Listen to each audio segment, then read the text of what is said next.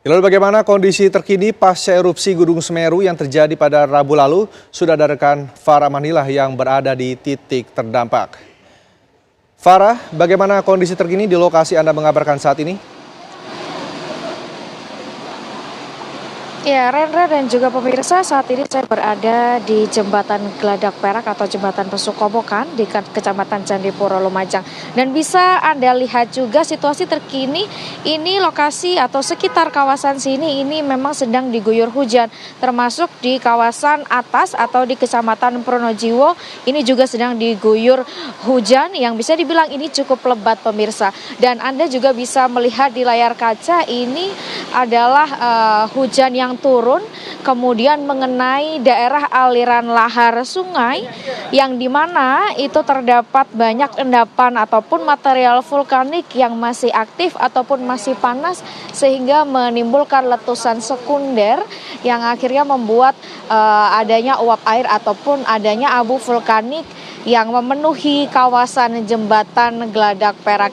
Sejak beberapa saat yang lalu ini memang jembatan ini sudah ditutup pemirsa. Para petugas ataupun masyarakat yang berada di sekitar ini juga terus mengimbau para pengendara yang akan melintas bahwa disarankan untuk memutar balik atau tidak melintas di kawasan jembatan karena resikonya memang ini cukup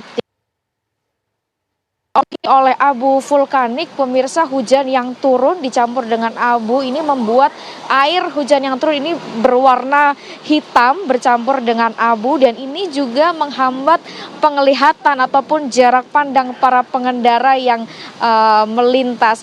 Kami juga sudah memantau sejak tadi meski para petugas ataupun masyarakat sudah mengimbau untuk tidak melintas jembatan ini, namun masih ada sejumlah kendaraan ataupun masyarakat yang memaksakan untuk melintas di Jembatan Geladak Perak.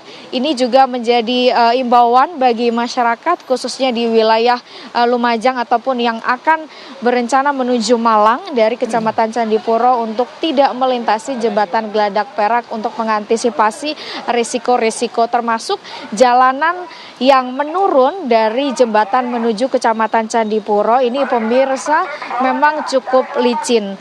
Dan Anda mungkin sedikit mendengar ada petugas kepolisian yang menggaungkan imbauan dengan menggunakan speaker kepada masyarakat yang masih berada di kawasan ini untuk segera meninggalkan Jembatan Perak Geladak.